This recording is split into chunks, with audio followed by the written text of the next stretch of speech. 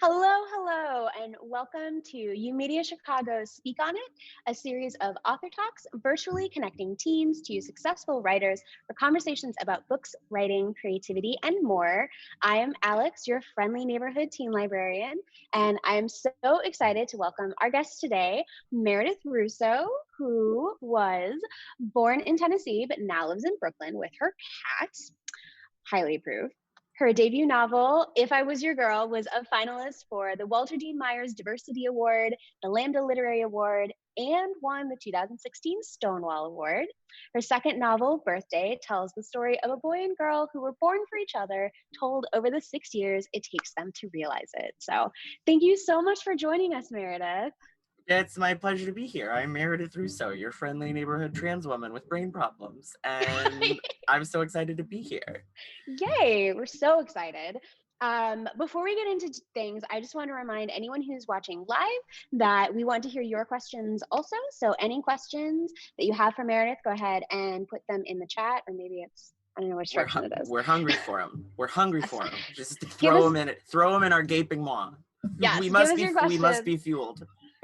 and we will ask them. So let's start at the beginning. When did you start writing, Meredith? Well, I guess that depends on what you mean by starting writing, because I have, in a certain sense, been writing fan fiction since I was a very small child. I used to love writing stories about Sonic the Hedgehog and Mario, about Sonic the Hedgehog and Mario and the Teenage Mutant Ninja Turtles and April O'Neil. In those little, I don't know if kids even use them anymore, those little kind of like sideways rectangular like tablets they give kids to practice drawing on. And I continued writing a lot of fan fiction and a lot of scripts for comics that I thought I would draw one day, through most of my childhood. But I didn't really start writing fiction, and I did a lot of like role playing with people, of like basically writing long form collaborative fiction where you take turns. But I didn't start writing fiction until college. And then was it like through a creative writing class or just kind of on your own? Like, what did that look like when you started? What it looked like is, so I was lucky, because I got into a magnet school for the performing arts, and I was already playing trombone. And that got me out of the zone school, where I'm pretty sure I would have either died or ended up in jail. And so I was like in orchestra and band through my whole school career, and that really took up all of my elective time. And I got to college and I was like, oh, I've already taken 3 years of music theory. I'll just take music theory, these dopes, these chumps. I'll just take music theory and there's no homework or anything. I'll just go to class on the days when there's a quiz. And I already know all of this. So I'll just go to class on the days when there's a quiz and take the quiz. And bingo bongo. Turns out you should really read the attendance policy in the syllabus. Turns out you should really read the attendance policy in the syllabus, because I very nearly failed that class. And I realized, okay, well, if I'm stuck taking electives I have to actually go to, then I might as well take something that like could teach me anything about anything. And I decided to take creative writing kind of on a whim. And I sort of enjoyed it. I was having fun with it, and I found I was good at it, not to toot my own horn. And then what sealed the deal was I wrote a short story about two boys like realizing they are in love when they're like locked in a car on a rainy day. Just something very simple. It was mostly just a scene. And I read it in class, and it made this like old homophobic lady very visibly uncomfortable, and she like squirmed in her seat, and she was having a very bad time. And I don't think I'd ever like managed to make a bigot unhappy through my own behavior before. So like I really did stick with it just out of pure like vindictiveness and spite. I was like, oh hey, this old lady I hate is feeling bad feelings because of my art. I should keep doing this. I And the love rest is everything history. about that. Thank you. I really do. I feel like there's a lot of motivation in like, oh no, I'm gonna prove to you. Like, I'm Yeah, gonna do this. Yeah. yeah. That's of staring the haters in the eye and daring them to flinch before you do. Yeah, that's awesome. What were some, like, what did you like to read when you were growing up and or like a teenager? So, um, so first of all, YA wasn't really a genre, yet. Old hashtag only 90s kids remember. Yep. Um, like middle grade and children's literature existed at the time. There was like Beverly Cleary and the Animorphs books, everything that was at the Scholastic book fairs. And by the way, in a post-Rowling world, if you haven't checked out Animorphs, all the books are available for free. And Kay Applegate's husband is a bit of a crumb bum, but otherwise she's a completely unimpeachable person, and we're not going to hold people accountable for their husbands. But yeah, I really dug Animorphs. Um, I really dug, like, when I was a kid, like the Jedi Academy series Mm. about Han Solo and uh, Han Solo and Leia's kids going to like the new Jedi school that Luke founded. When I was in middle school, for some reason, and in late elementary school, I got really, really, really into The Hobbit and The Lord of the Rings and read those over and over again.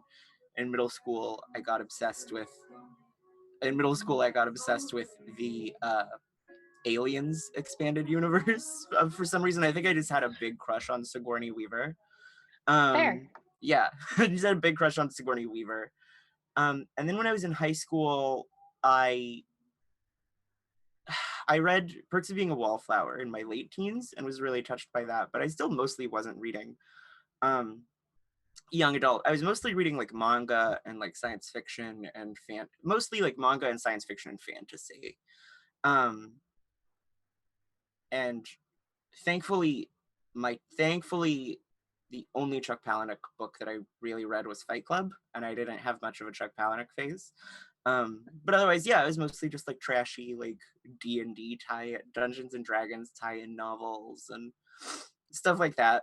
Just anything I could get my hands on. I was always reading, but it was mostly, yeah, just kind of like trashy pulp stuff Mhm. and comics. Awesome. Awesome. So when you are writing, like how does a new idea come to you? Like, do you tend to lead with like a character or a situation? Like what is kind of the first thing that appears in a new project? One of the first things that appears is a style, because I think, and everyone approaches these things in their own way. I think that I draw from a pretty broad set of stylistic influences just because I am, I think an unkind way to describe it would be a dilettante, and I tend to lose interest in things before my knowledge of them can get incredibly deep, and but then to flit to new things and get at least a surface level of knowledge of those. And so I tend to be interested in like new themes and new styles. So usually like a theme or a style that I haven't tried before will catch my interest. Like If I Was Your Girl was sort of like a John Hughes, like a 16 Candles movie.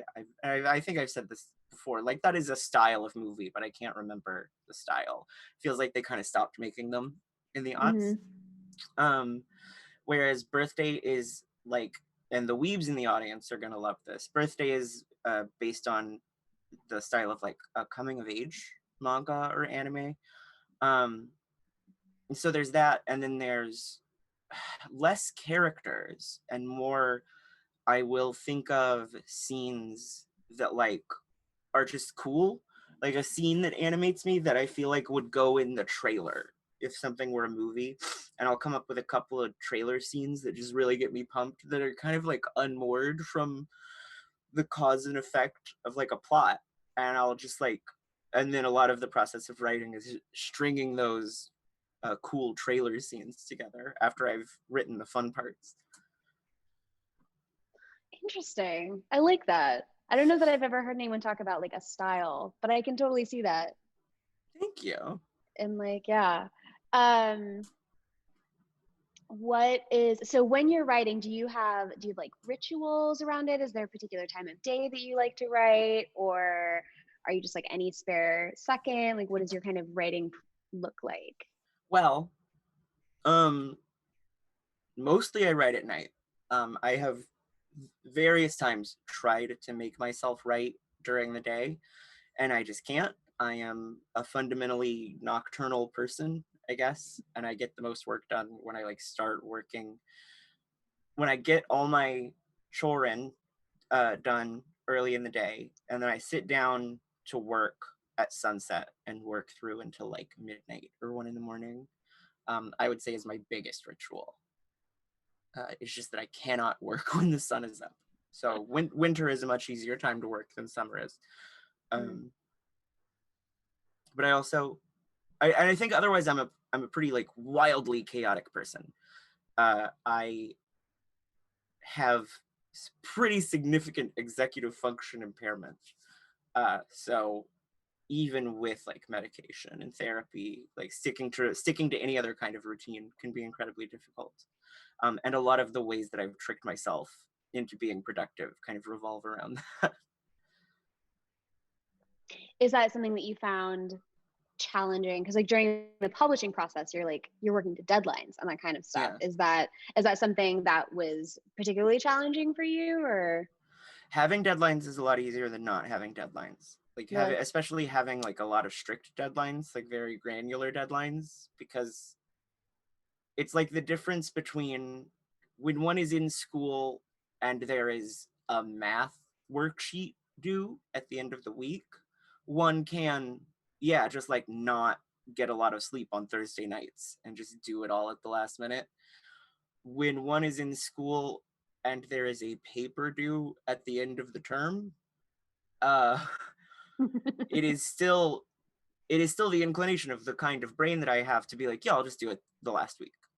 um or whatever, or to just forget it exists until the last week or the last night, but then you can't Hmm. do it the last night. Yeah. Yeah, so short bursts, like short controllable. And really, if anyone who's watching struggles with executive function problems, this is really how you have to tackle every task.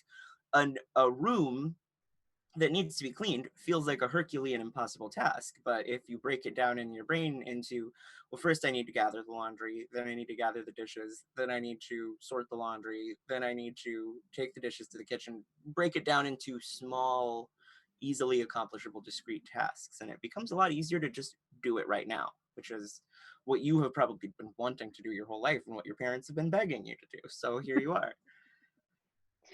Yeah, when I was a kid, my mom was always like, you make the bed first, and then you like we had like steps Interesting. for making it, but yeah, making a bed was always the first thing. And so I still do now, like when I'm cleaning my room, that's always the first thing I do. I got to start making my bed. Which I didn't do regularly until the pandemic, and now I do tend to Well, yeah, make my you're in bed your more. bedroom so much. You have to look at the thing. Yeah, all of the crazy things. Um, We are so underneath my bed right now, which makes making it a little bit of an effort because it's so high up. But I'm gonna oh, start because it's those are COVID. fun. Yeah, it is harder to make a loft bed though. I remember that Mhm. from like my college years. Yeah, It's trickier. Yeah. So I would love to talk a little bit about Birthday, your latest book, because the structure of it is something that I find so interesting. Because for folks who maybe haven't read it, you should go read it.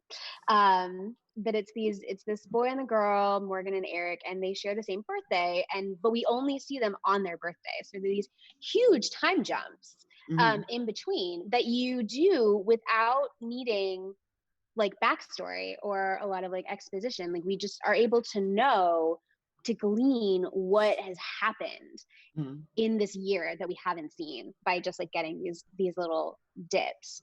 And the other thing I love so much about it is that the coming out process can be really messy and like non-linear. And I think often in the media, in like, books and TV and movies and stuff, it's just this very short, like you meet someone and they give you feelings and then you come out and it's whereas like that's not how coming out generally goes. So were these like things that you were thinking about when you went for that structure, or like why did you choose this big gappy structure that you did? for a couple of reasons. And the thing about coming out not being that simple is absolutely true. I would say I am currently, because COVID has finally made me desperate enough to be willing to submit myself to the mortifying ordeal of being known again. I'm currently dating again, and dating as a trans person means either dating other trans people, which is good, or constantly coming out, constantly or preemptively coming out with something on your dating profile, or coming out when you meet them. You know, eventually you'll have to either tell them or they'll know. And so, and it's the same if you're gay, really, and you've made the decision to be out. You don't ever stop coming out. And it in some ways never gets easier. But the decision to do the book that way is, I wanted, in contrast to my first book, especially because I wanted to demonstrate to cis readers that, like, what's going on with Morgan is that life in a cis sexist, trans misogynistic society has so poisoned Morgan's brain and its ability to love itself, that even though that, like, I wanted Eric's perspectives to show the reader it's going to be fine when she comes out. You see enough of the dad by like the second or third birthday, and you see enough of Eric by the first birthday, that I think any astute reader, especially a trans reader, is going to go like, yeah, Eric's going to be cool. He might not get it at first, but he'll be fine. Mm-hmm. And the dad will be fine. And I also just didn't want the tension to be like, will the all-American sweetheart accept her when she comes out? I wanted it to be a story of like, can she learn to unbind the armor of trauma from around her own heart? And I also wanted to, because I've been through puberty myself, would you believe it? Twice. Hey, I've been through puberty myself, and I've experienced numerous like life-changing moments in my life, some of them not even related to gender.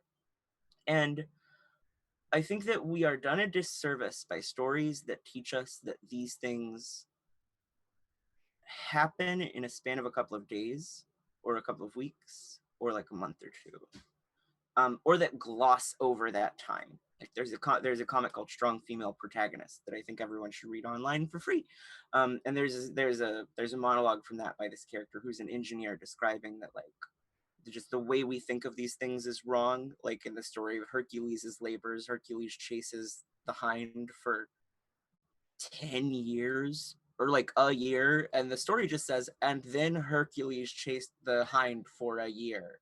But what happened during that year? That year sounds like an incredibly interesting time to be inside of Hercules' brain. And I wanted to show that there is no moment in, especially for a young person reading, that there will be no moment in your life that comes with a tidy little bow on it.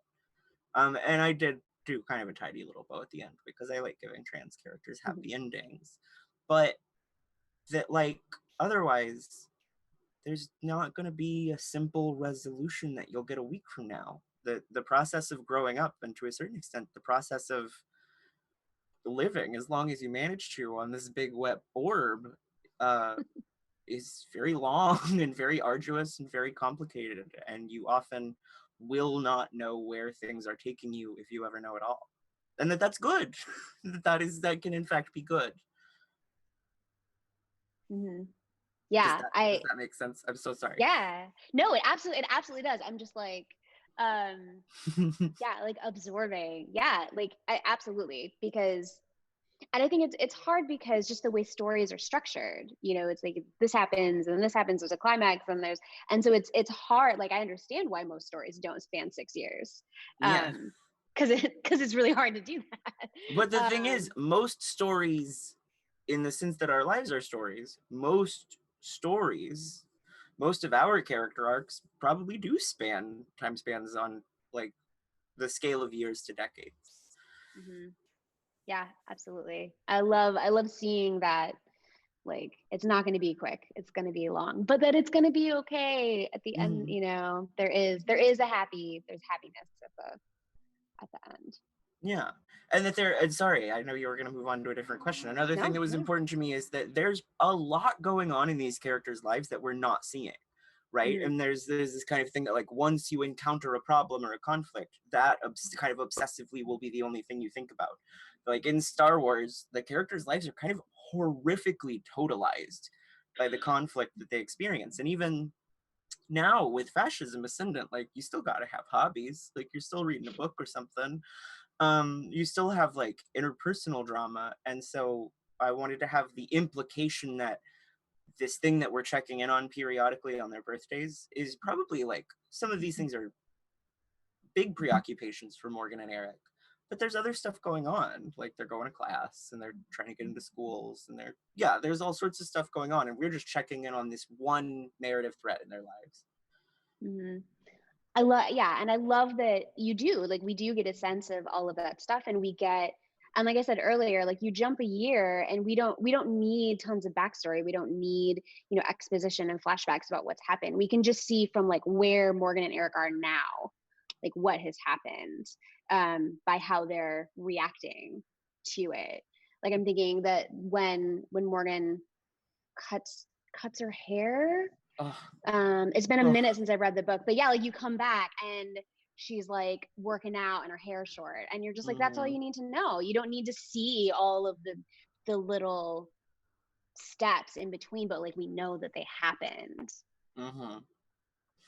Masculinity as self-harm is something that a lot more of the trans femmes in your life have experienced than you are probably aware. Yeah, like that one. That's one scene that, like, like, vividly remember, because they're just like, oof, like, I feel that one, like, Yeah. here. Yeah.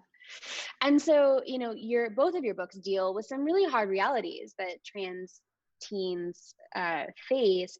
And I would imagine that that's both really empowering to, like, give voice to, but also that's got to be emotionally taxing to have to, like, live in that headspace too. So how do you balance that when you're writing? How do you, like, emotionally take care of yourself? Therapy, Therapy's awesome. cognitive behavioral therapy, and dialectical behavioral therapy. I prefer the dialectical behavioral therapy because I'm a Marxist and I can't resist a dialectic. Um, and I normally play that a little closer to the chest, but it's 2020, baby. Like, fascism is ascendant. We're wearing all this stuff on our sleeves. Yeah. Uh, Therapy, really, is the main answer. But I also believe that there probably aren't. If you're oppressed in any meaningful way, I think that you probably are walking around on this earth with some degree of like malignant trauma squirming around in your brain meat. That's worth talking to somebody about. Um, and for the most part, I actually find a lot of the writing therapeutic. Uh, I will say that there's a scene near the end of If I Was Your Girl that was pretty hard to write, and that I still to this day don't like to read. Um, but I think the book is well served by it being in there. We never know, I guess. And for the most part, I kind of don't ever want to read If I Was Your Girl again, but I hope all of you do. Um, yeah, it's weird. And I suppose I'm still very new also to self-care. And so I suppose I will have to email a more thorough answer after I've thought this through. Because I think the ways that I've been coping with it up to now have been kind of maladaptive. But I will tell you what does help is not fan mail. Calling it fan mail seems a bit trite. Is the writing is whatever, it's work. And it's fulfilling work, but it's work, you know? But and when I receive fan mail from from cisgender people, I do love that. That's great. Um, but when I receive messages from other trans people, um, that's sometimes that is in its way hard. Like, I gave a talk in a very rural area, and there was someone there there was someone there in the front row who, like, there'd been a bunch of like uh saber rattling about me being there and about the idea that I might be using bathrooms in their town or whatever. And there was a person there who looked like a character off of one of the people off of Duck Dynasty, and I was very nervous. And then uh, at the end of the talk, during the signing portion, she came up and had a book signed and whispered to me that she was like me, and that and she gave me her name and said that she was never able to make it out, but that watching all of us living our lives made her feel very happy. Um, and then it made her feel really good that she got to see me, and like there's moments like that are hard. Like there's a lot to them.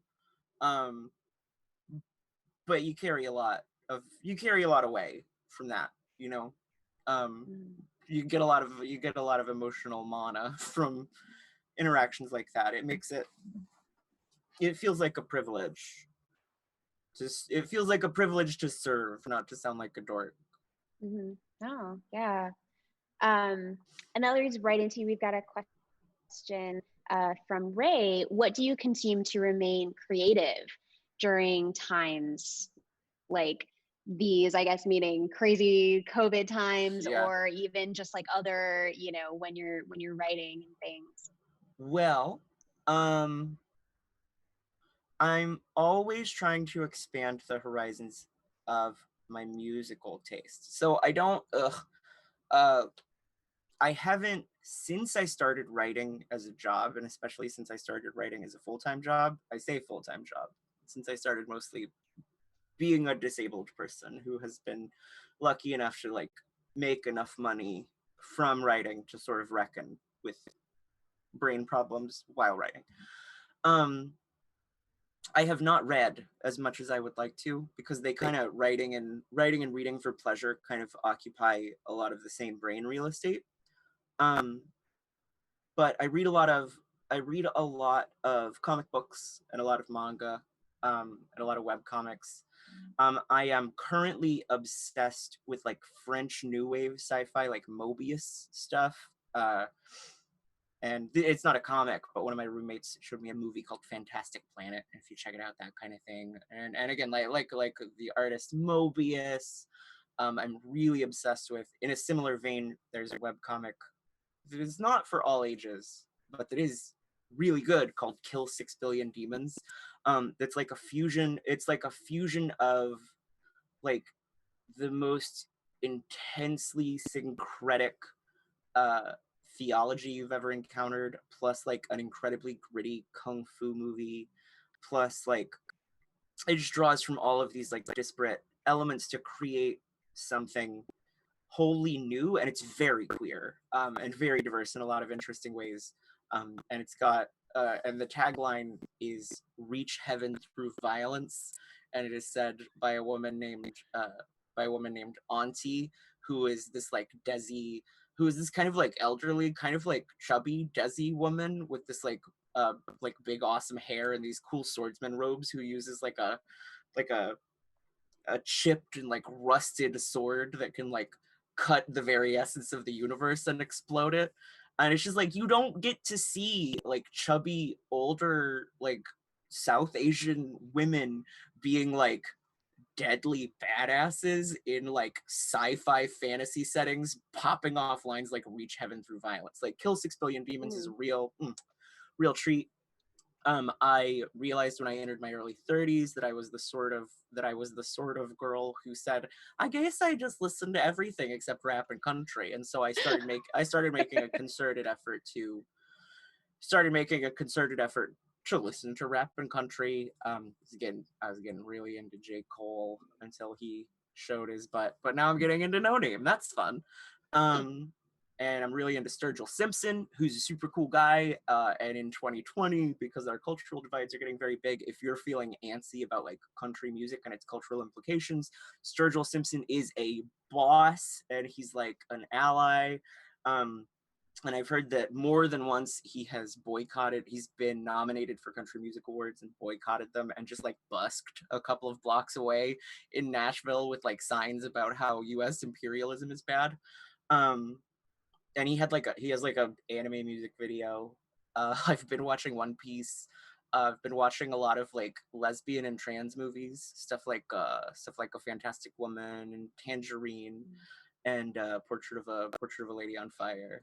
Oh, I love that So all movie. over the place. So you see what I mean? Like I'm kind of and I'm like replaying all of the Metal Gear Solid series and like doing an Oddworld video game stream for my Patreon. So I'm just kind of like I'm like an attention span hummingbird, and I'm just kind of constantly flitting from thing to thing.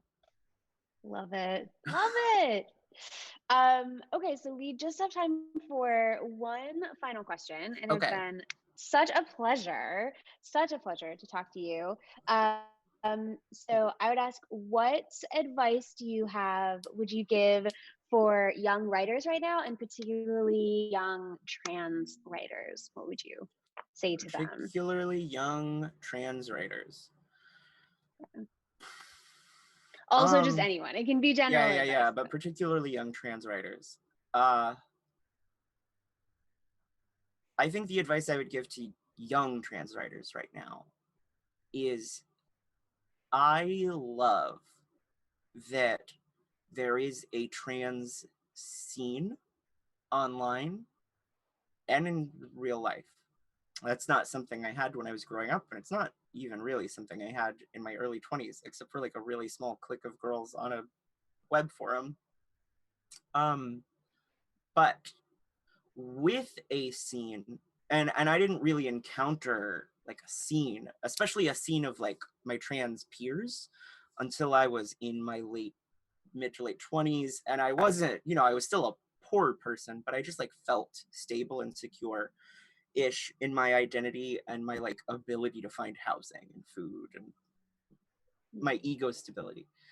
Um, but with a scene comes unspoken rules, and this is really, I've been kind of drifting away from anarchism because laws are not written down on paper.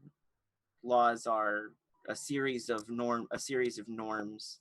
Um, Laws are a series of norms and unspoken agreements in a community that one suffers, regardless of what a judge might do, that one does suffer reprisal for violating.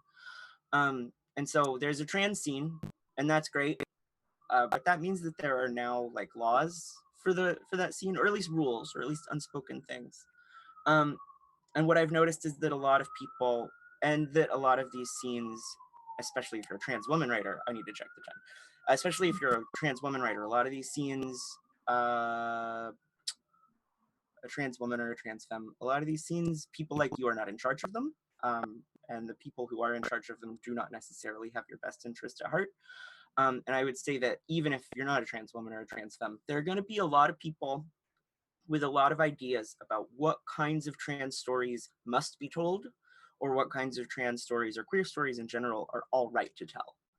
Um, and people have a right to tell you that sort of thing if you're not a member of the minority that you're writing about. Um, but nobody can tell, unless you're like Blair White or Caitlyn Jenner, nobody can tell you what story you need to write.